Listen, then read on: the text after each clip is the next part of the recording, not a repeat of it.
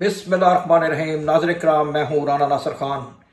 जल्दी से न्यूज़ की तरफ चलते हैं। तो जनाब, सबसे पहले न्यूज़ है कि सुप्रीम कोर्ट के ऊपर भी अब डाका डाल दिया गया है, और ये एक ऐसा डाका है कि जिसकी नज़ीर 76 ईयर में तो बिल्कुल नहीं मिलती, बल्कि पाकिस्तान के जितने कोर्ट्स हैं उनको युगिंडा के कोर्ट्स बना दिया गया है। आपको पता है कि इस व्लॉग में मैं जब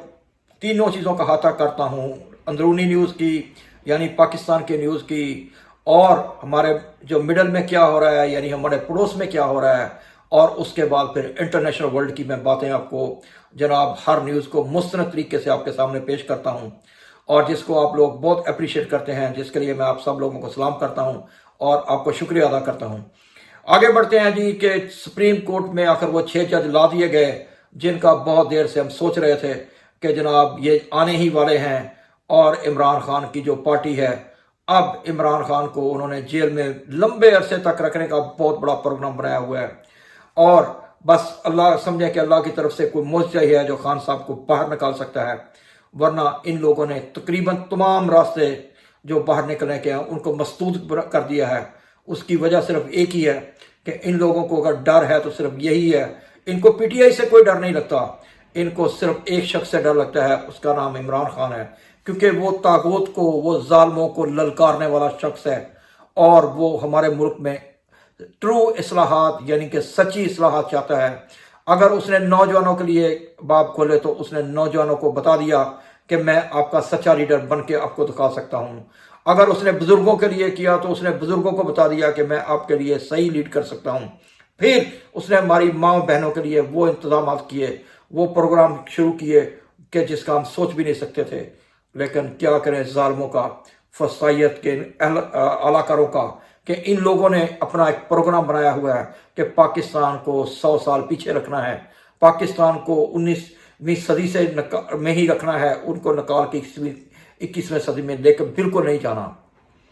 क्या करें हम, किस तरफ से मुंसवी चाहें। इस मुल्क में एक तरफ शहबाज शरीफ और मरियम साहबा और हमारी इस्टेब्लिशमेंट हमें नवीदें सुना रही है कि जनाब इस मुल्क में दूध और शहद की नहरें बह रही हैं, और दूसरी तरफ हमारे लोग हैं कि वो जनाब चीख रहे हैं, वो चला रहे हैं, उनके बच्चों को रोटी नहीं मिल रही,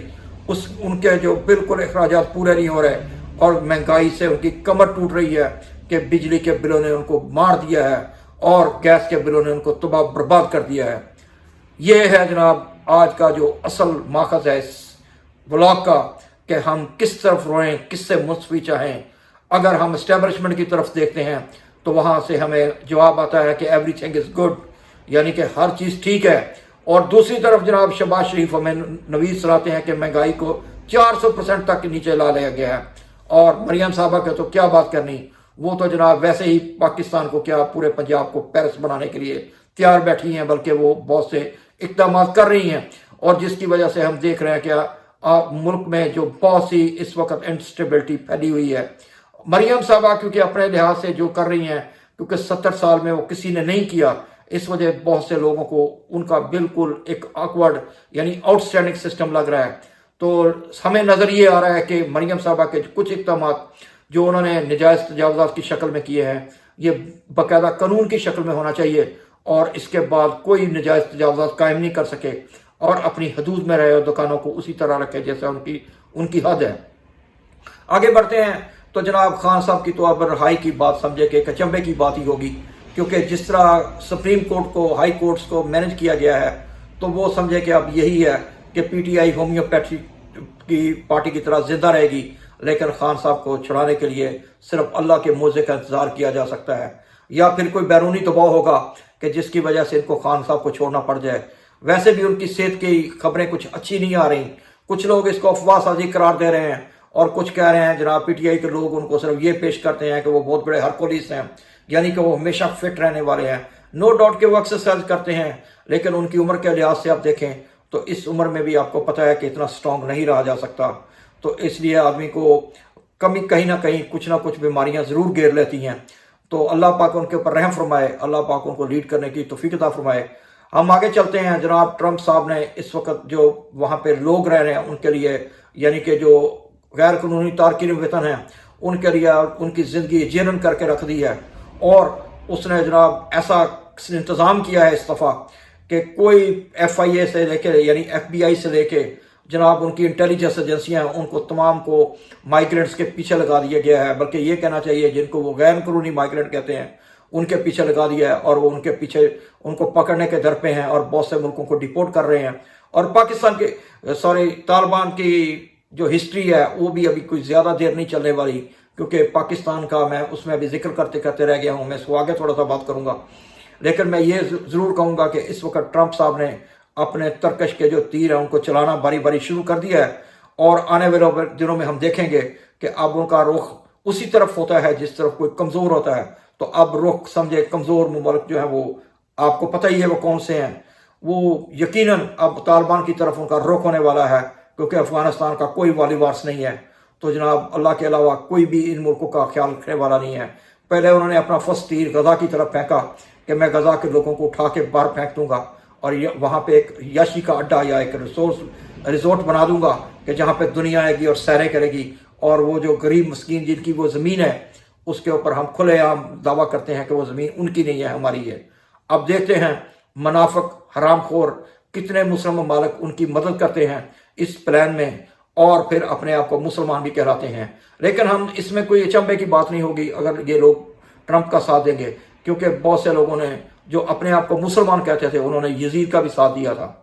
یہی حال پاکستان میں اس وقت چل رہا ہے کہ ایک طرف وہ لوگ ہیں جو حق کے ساتھ کھڑے ہیں، وہ اپنے آپ کو کہہ رہے ہیں کہ ہم حق کے ساتھ کھڑے ہیں، تو دوسری طرف وہ لوگ ہیں کہ جو اس وقت ان قوتوں کے ساتھ کھڑے ہیں جنہوں نے 8 فروری کا الیکشن چوری کیا، اور وہ بھی اپنے آپ کو مسلمان ہونے کا دعویٰ کرتے ہیں۔ تو جناب آگے دیکھتے ہیں کیا ہو رہا ہے۔ بس ہم اس میں کبھی نہیں بھولیں کہ اس میں ابھی بہت سے ممالک جو ہیں وہ امریکہ پریزیڈنٹ کے خلاف بھی کھڑے ہو گئے ہیں، جن میں چائنا، کینیڈا، برکس کے بہت سے ممالک ہیں۔ اب دیکھتے ہیں وہ ٹرمپ کے اس دباؤ کا کتنی دیر تک مقابلہ کر سکتے ہیں، کیونکہ لگ یہی رہا ہے کہ ٹرمپ اپنے ایجنڈے کے اوپر عمل کرا کے چھوڑے گا، کیونکہ یہ 4 سال بہت سے ملکوں کے لیے، بہت سی قوموں کے لیے آسان ہونے والے نہیں ہیں، کیونکہ اس کی وجہ صرف یہ ہے کہ ہم دیکھ رہے ہیں کہ ٹرمپ صاحب نے جو اپنا نشانہ ہے وہ اسی طرف کرتے ہیں جس طرف ان کو کمزوری نظر آتی ہے۔ اس میں کوئی ملک ہو، کوئی قوم ہو، ان کو اس سے لینا دینا نہیں ہے، وہ اپنا ٹرکش سے تیر نکالے بیٹھے ہوئے ہیں۔ بلکہ انہوں نے یہ جو 4 سال گزارے ہیں اس میں انہوں نے یہی سوچ کے گزارا ہے کہ میں نے اپنے ٹرکش کے سب تیروں کا رخ کس طرف کرنا ہے،